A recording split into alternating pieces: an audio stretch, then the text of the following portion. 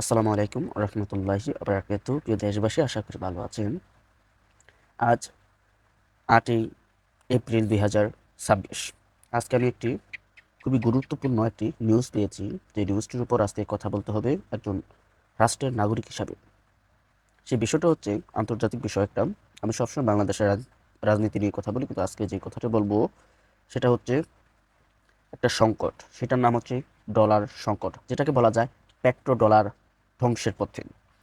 আমি এখন যে খবরটা পেয়েছি, ফ্রান্স একটা ভয়ঙ্কর সিদ্ধান্ত নিয়েছে, কিন্তু এই সিদ্ধান্তটা আমাদের জন্য ভয়ঙ্কর, ফ্রান্সের জন্য একটি কঠিন এবং যুগ উপযোগী একটা সিদ্ধান্ত। সেটা হচ্ছে, আপনি জানেন, পৃথিবীতে যে রাষ্ট্রগুলোতে সবচেয়ে বেশি গোল্ড বা স্বর্ণ মজুত রয়েছে, সেই রাষ্ট্রগুলোর ভিতরে হচ্ছে ফ্রান্স অন্যতম।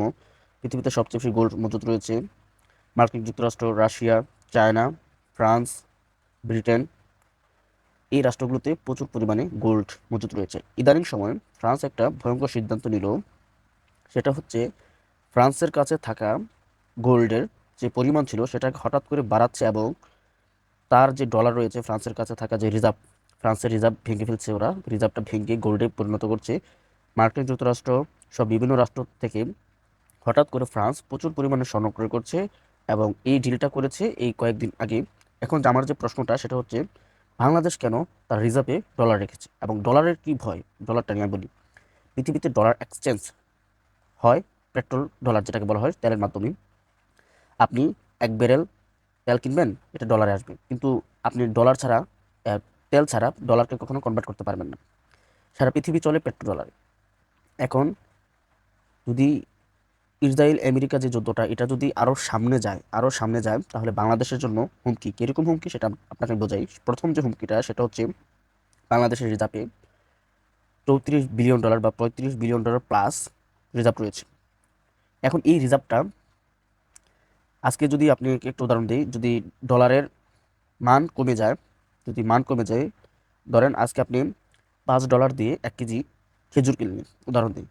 যদি ডলারের মান কমে যায় এবং খেজুরের মান বেড়ে যায়, ডলার যদি সংকট হয় পৃথিবীতে, কেন সংকট হবে? তার প্রথম কারণটা হচ্ছে, ডলার এক্সচেঞ্জ হয় তেল দিয়ে। এখন তেল কাদের কাছে রয়েছে? মিডল ইস্টে রয়েছে, ইরানে রয়েছে। ইরানের নিজেও তেল পৃথিবীতে সাপ্লাই করছে না। সে Qatar, Dubai, Bahrain, Oman, Saudi, Kuwait, Iraq, প্রত্যেকটা রাষ্ট্রের অয়েল এই হরমুজ প্রণালী দিয়ে বিরতি অফ করে রেখেছে। এখন ডলার পতন হওয়া শুরু হয়ে গেছে অলরেডি, কারণ তেল ছাড়া তো তার ডলার এক্সচেঞ্জ হবে না।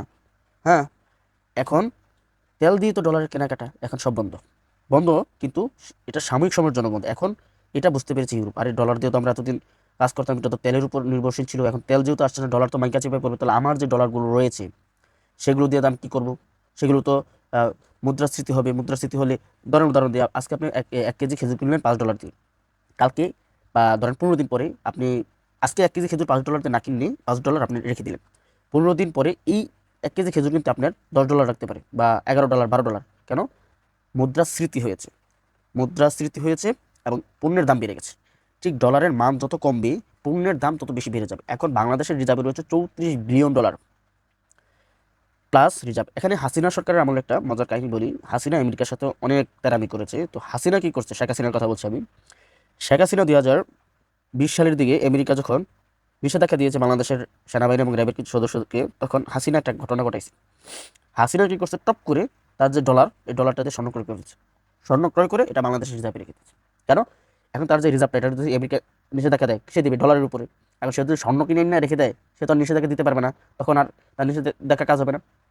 এখন পৃথিবীতে যেই পরিমাণে আপনার ডলারের মান কমছে, এবং আগামী 15 দিন পর ডলারের মান অনেক ভয়ঙ্করভাবে ক্রাশ খাবে, মানে কমে যাবে, এবং মুদ্রাস্ফীতি হবে, ব্যাপক পরিমাণে মুদ্রাস্ফীতি হবে, যা সামলাতে পারবে না কেউই। তখন বাংলাদেশের করণীয় কী? বাংলাদেশের এই মুহূর্তে ইমার্জেন্সি ভাবে কিছু সিদ্ধান্ত নেওয়া দরকার। কারণ আমার এখন $34 বিলিয়ন আছে। আপনি $34 বিলিয়ন দিয়ে আজকে যে পণ্যটা ক্রয় করতে পারবেন, কালকে একই পণ্য ক্রয় করতে গেলে আপনার 34 বিলিয়ন না, $40 বিলিয়ন লাগবে। আবার আজকে যে পণ্যটা আপনি $34 বিলিয়ন দিয়ে কিনে রেখে দিবেন, কালকে ডলারের দাম পতন হলে এই পণ্যের দাম বেড়ে যাবে। $34 বিলিয়নটা তখন গিয়ে ছাড়াবে 40, 50, 60, 100, যত দিন যাবে $200 বিলিয়ন পৌঁছে যাবে। কিন্তু আজ যদি আপনি ডলারটাকে ডলার সে কনভার্ট করে রাখেন, ডলারই রাখেন, যাকে যদি কনভার্ট না করেন, আপনি $34 বিলিয়ন আছে, আজকে যে পণ্যটা আপনি $34 বিলিয়ন ক্রয় করতে পারবেন, কালকে এই পণ্যটা আপনার 40-45 দিয়ে ক্রয় করতে হবে। আর আজকে ক্রয় করে রেখে দিলে এই পণ্যটা 34 বিলিয়ন ডলারের যদি হ্রাস পায়, ডলার যদি মুদ্রাস্ফীতি ঘটে, তাহলে এই পণ্যটা মুদ্রাস্ফীতি ঘটবে না। পণ্যের কখনো মুদ্রাস্ফীতি ঘটে না। আমি আবারও বলছি, পণ্যের কখনো মুদ্রাস্ফীতি ঘটে না। হ্যাঁ, ঘটে কোন সময়? যখন বাজারে পর্যন্ত 10 কেজি পণ্য আপনার বাজারে এসেছে 100 কেজি, তখন পণ্যের দাম কমে যায় এবং ডলারের বা টাকার মান বেড়ে যায়। তখন আপনি 1 কেজি শসা কিনবেন এখন 40 টাকা দিয়ে, যখন বাজারে বেশি শসা পচে যাচ্ছে, মানুষ বিক্রি করতে পারছে, তখন 1 কেজি শসা আপনি কিনতে পারবেন 10 টাকা দিয়ে, তখন টাকার মান বেড়ে যায়। তো এই যে তারেক রহমান সরকার, তার এখনই উচিত কেনাকাটা করা, বিশেষ করে সামরিক খাতে কেনাকাটার জন্য আমি জোর দেবো, যেহেতু আমি একজন ডিফেন্স অ্যানালাইজার বা প্রতিরক্ষা বিশ্লেষক।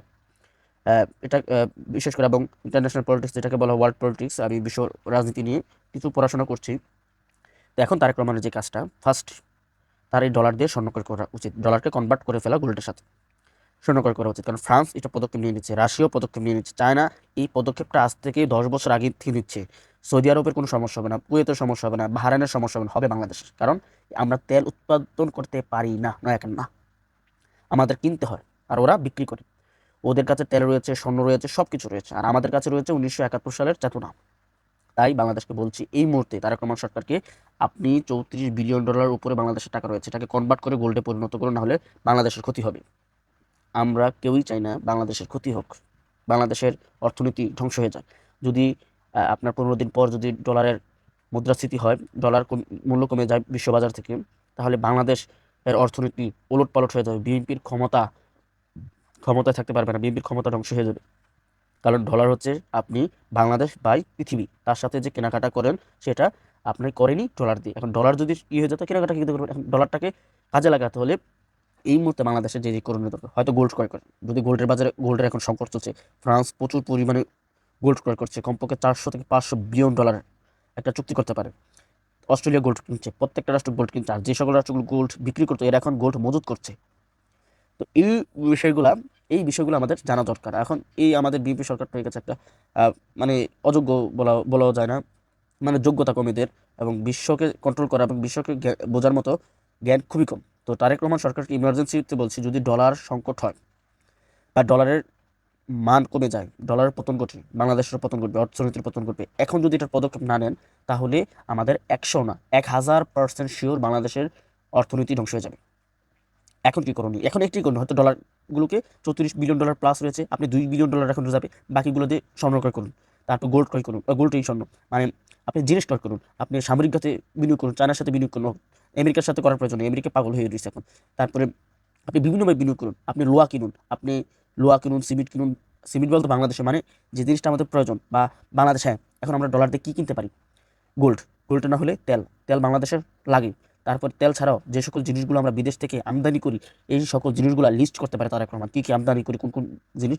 প্রত্যেকটা জিনিস আগামী 5 বছর বা 6 বছর বা 10 বছরের জন্য আমরা কিনতে পারি। হয়তো 10 বছরের জন্য কেনার মতো 34 বিলিয়ন ডলার হবে না, আপনি 2 বছরের জন্য ক্রয় করেন। তেল গ্যাস যেটা বাংলাদেশ উৎপন্ন হয়, মানে বাংলাদেশে তৈরি হয়, সেটা থাকুক, আর যেটা বিদেশ থেকে আনতে হয় সেটা কিনে মজুত করে রিজার্ভ করেন। কারণ একবার যদি তৃতীয় বিশ্বযুদ্ধ লেগে যায়, সব সরকার মারা খাইবে, বাংলাদেশের বিএনপি সরকার আরও আগে মারা খাবে। তখন বলবে তৃতীয় বিশ্বযুদ্ধের জন্য আমরা কিছুই করতে পারছি না, দায় কিন্তু আপনার। আমরা কিন্তু বলছি, আজকে 8 এপ্রিল, নিউজটা পাইছি আমি 7 এপ্রিল, রাত্রে প্রচণ্ড বৃষ্টি হয়েছে, তাই আমি কিছু করতে পারি না। আমাদের গ্রামে ওয়াইফাই সংকট, মানে কারেন্ট থাকে না। এখন বিষয়টা হচ্ছে, রাষ্ট্রে কারেন্টের সব কিছুই আছে, শুধু কারেন্ট থাকে না। রাষ্ট্রে গ্যাসের পাম্প আছে, কিন্তু গ্যাস নেই। হ্যাঁ, তেল সংকট, তেলের পাম্প আছে, তেল নেই।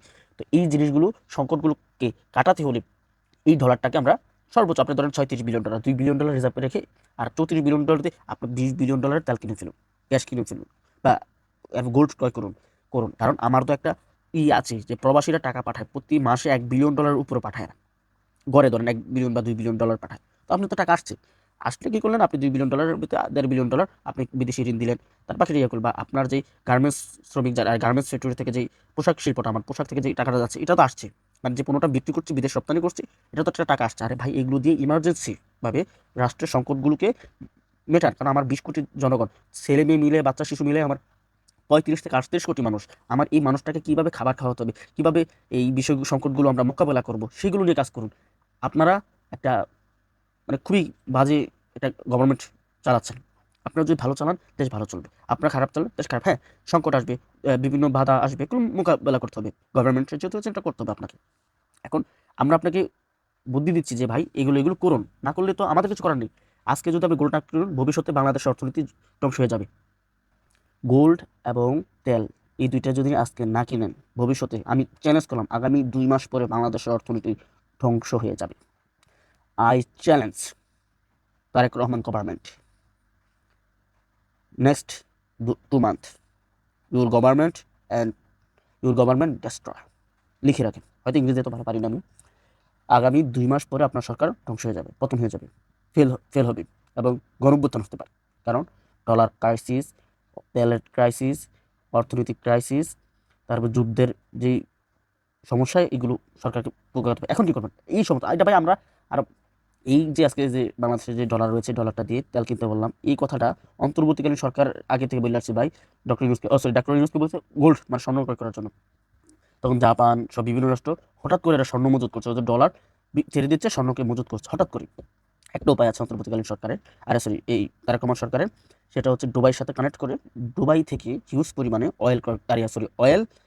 গোল্ড, দুবাই থেকে গোল্ড ক্রয় করা বা সুদান থেকে গোল্ড ক্রয় করা। সুদান এবং দুবাই এই দুইটা রাষ্ট্র থেকে গোল্ড ক্রয় করার একটা সুযোগ রয়েছে।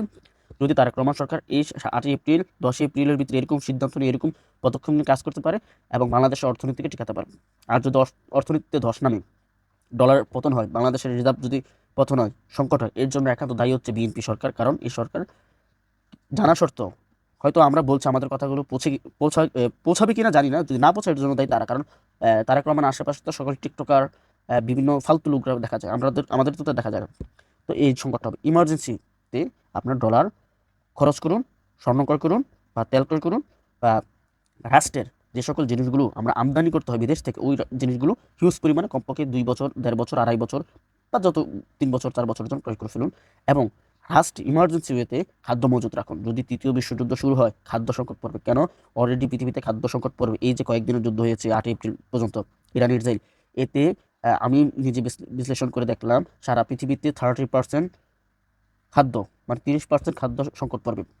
এতে সারা পৃথিবীতে 30% খাদ্য সংকটে অসংখ্য মানুষ মারা যাবে। এমন হতে পারে 30 থেকে 40 কোটি মানুষ মারা যেতে পারে, এমন হতে পারে 100 কোটি মানুষ মারা যেতে পারে।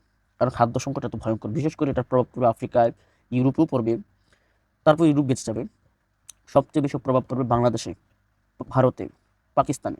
ভারতে পড়বে, বাংলাদেশে পড়বে, পাকিস্তানে পড়বে। কারণ খাদ্য নয়, সকল ক্ষেত্রে সংকট পড়বে। আপনি ডাক্তারি সাইড দেখবেন, ডাক্তারি ক্ষেত্রে বা চিকিৎসা ক্ষেত্রে, সোজা কথা বলছি, চিকিৎসা ক্ষেত্রে, তারপর খাদ্যের ক্ষেত্রে, পোশাক ক্ষেত্রে, জ্বালানি ক্ষেত্রে, অর্থনৈতিক ক্ষেত্রে, মানে প্রতিটা ক্ষেত্রে এটা সংকট পড়বে। এবং এই সংকট মোকাবেলার জন্য সবচেয়ে ভালো পদক্ষেপ হচ্ছে যে রাষ্ট্রগুলোর কাছে রিজার্ভ রয়েছে এবং তারা এই রিজার্ভগুলো দিয়ে গোল্ড, তারপর তেল, তারপর রাষ্ট্রের প্রয়োজনীয় যেগুলো বিদেশ থেকে আমদানি করতে হয় সেগুলো আনা, তারপর রাষ্ট্রের খাদ্য রিজার্ভ করা। খাদ্য রিজার্ভ বলতে কি, আমাদের প্রতি বছর কত হাজার বা কত 50 ধরেন, প্রতি বছর বাংলাদেশের 1 লক্ষ বা 1.5 লক্ষ মেট্রিক টন চাল লাগে ধরেন, আমি জানি না সঠিক। আপনাকে টার্গেট প্রতি বছর যদি 2 লক্ষ মেট্রিক টন চাল বাংলাদেশের লাগে, তাহলে 10 বছর লাগবে কত, 10 বছরে 20 লক্ষ, বা ধরেন 5 বছরে লাগবে 10 লক্ষ মেট্রিক টন চাল। আপনি 10 লক্ষ মেট্রিক টন চাল মজুত করে ফেলেন, যেন 5 বছর আমার দেশ চলে। এই ডলারটা দিই। এখন 34 বিলিয়ন ডলার আপনার কোনো কাজে লাগাচ্ছেন না।